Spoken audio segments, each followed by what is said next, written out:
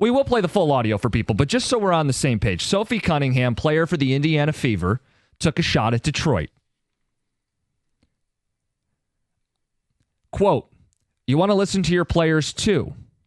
Like, where do they want to play? Where are they going to get excited to play and draw fans? I think Miami would have been a great one. Everyone loves Florida. Nashville's an amazing city. Kansas City, amazing opportunity. There's a huge area downtown that no one's using. I'm not sure what the thought process is there. At the end of the day, you don't want to expand the league too fast. We don't want teams to totally dominate and some that aren't. It's a hard situation, but man, I don't know how excited people are going to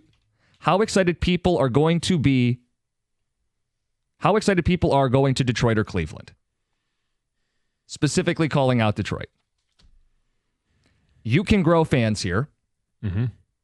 It's a great sports city. If you don't think it's the right fit for you, I would say that calls into question your league.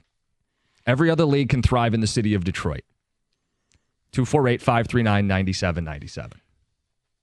I agree with caller Rob. What he was saying that Sophie Cunningham is coming to the idea of Detroit being a destination city, which I believe everybody is said that it's not. No, it's not Miami, New York, Los Angeles, etc. And that is something that she is not the first athlete to have said something like this. This is a good fit for the WNBA. Is it? She would challenge that point. No, she challenged that point and says it's not. That Nashville would be better, that Miami would be better, that Kansas City would be better. That was the point of her comments, was it not? What was she trying to say? Well, I mean, she's stumping for Kansas City because she grew up near Kansas City. She's from Missouri. She went to University of Missouri. Those are also fine cities, I'm going to say. Sure, I love Kansas City. Are they as passionate sports cities? No. And I'm not just saying that because we're in Detroit. I'd say Cleveland more passionate than Miami. I'd say Philadelphia more passionate than Nashville. You want to go where there are passionate sports fans if you're a professional sports team. Yeah. Not where the sun shines more often. This is a topic in Detroit sports radio because she said it about Detroit. Yes. Yes. Yes. I don't think they're necessarily But I'm saying I would hold this opinion. Miami. Whether you put this microphone in front of me or not, I'd have this opinion. You should want to be where there are passionate sports fans, not where the sun shines more often. That's a selfish take by the player. The idea that you can't draw fans in Detroit, you'd have an easier time drawing fans in Detroit than Miami, which is what should matter for the players in the league because that's how you get the money that you all want. Right, and this is one aspect of a lot of different things that we have brought up in regards to Kelsey Plum not signing an autograph until somebody covers up their Caitlin Clark jersey. You're weird. Or saying that they're weird for wanting an autograph. It's how they treat the face of the WNBA.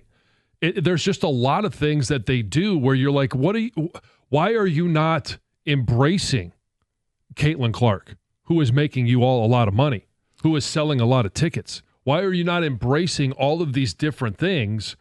And for a league that can constantly loses money. Let's get to Joe in Milford. Joe, good morning. Hey, good morning, guys.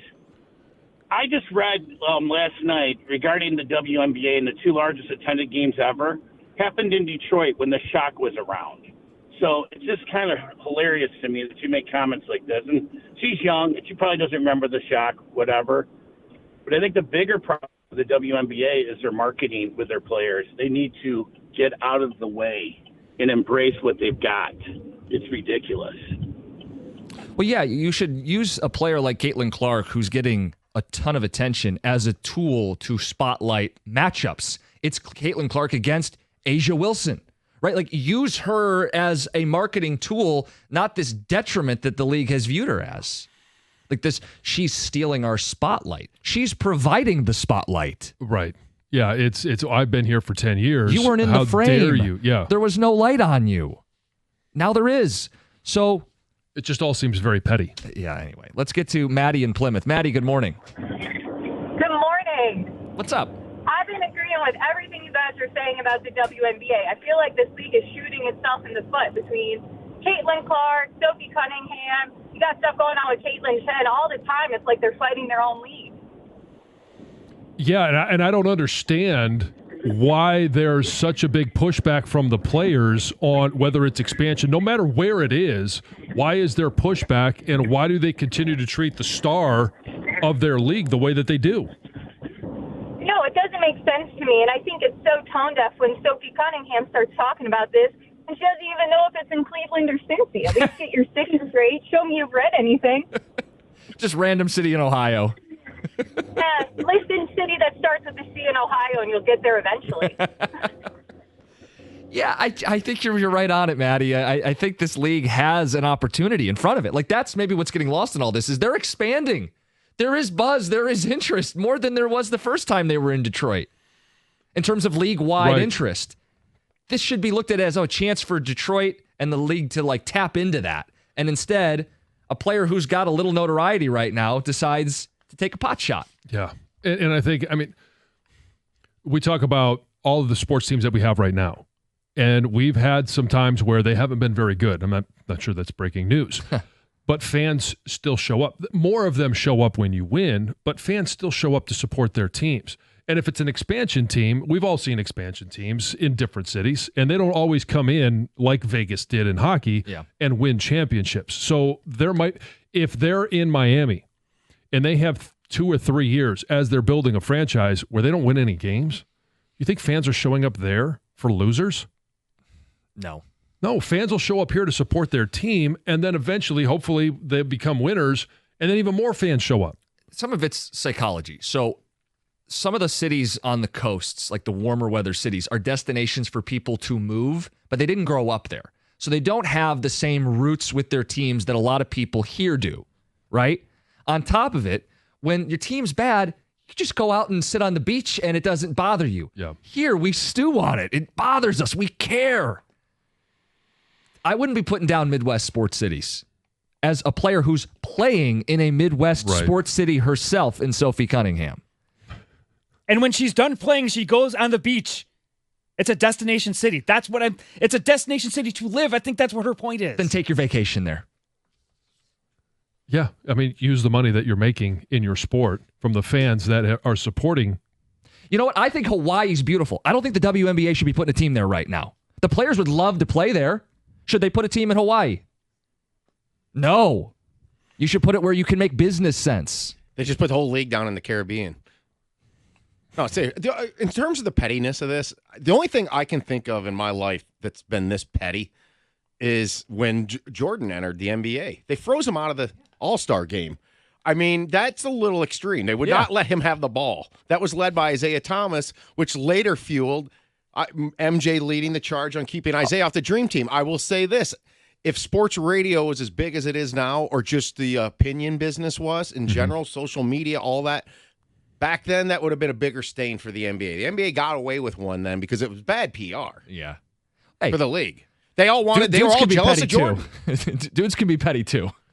But they knew Jordan was coming. I mean, Larry Bird admitted it during some of those what was it, The Last Shot or The Last Dance? But you know what was great for the NBA was the rise of Michael Jordan. Yes, exactly. And that's what they should all learn from it. That's my point. Yes. Let's get to Chris in Brighton. Chris, good morning. Hey, what's going on, Cookies? Fire up chips, baby. Fire up. John? Good morning. Guys, I think I got a different perspective on this. I think that caller, man, I think it's one of those scenarios where she said something and he heard something else. It sounds like his perspective is that it's almost as if he's taking it where she's saying that fans aren't going to travel to games in some of these cities. And I agree 100% with Cookies. No matter any way you unpack this, she's putting Detroit down. I was up at CMU when they had 102 points a game on the women's side. We got to experience a fun brand of basketball up there. And I feel like when you get to see that, you support it and you'll be there for it, regardless of what city it is. Detroit's definitely shown, proven they'll do it. But I think he heard one thing and she said it's something completely different. So I want to go back to something you said originally, Chris. You said that people will travel to, let's just say they put a team in Miami. People will travel to Miami to see the WNBA team play? That's what I think he's heard. Is her saying, "Hey, we're not going to get people to travel to our games." When the reality is she's a little disconnected in her thought, I think, if that's how she meant it. Right. But Like, my only or if pushback she's on saying that she would doesn't want to be be in the city, she's putting us down too. who's buying a plane ticket and who's getting hotel rooms to go see a WNBA team. Maybe Gov. Well, okay, because It's not me, and I've experienced really fun women's basketball, but I'm not there yet. Like, I'm not going to travel to that. But I would love it to be back in Detroit. Yeah, the home base is what I would love it to be here. Yeah, that's where you foster and grow a fan base, and you already have some roots here in Detroit. Detroit made a ton of sense. I think the point she was making was, I as a player wouldn't be drawn to want to play in Detroit. Therefore, we shouldn't put an entire franchise there, which is ass backwards. We don't give cities teams because the players want a vacation there or live there. We put them there because they make good economic sense. And when the WNBA makes business decisions that make economic sense, they'll grow and be profitable. For a player to not see that represents an issue within the league right now, which is why we bring up Caitlin Clark's another example of it. Kelsey Plum's another example of it. We got phone calls to take on this, 248-539-9797. The Iser plan discussion later in the hour. It's 97.1.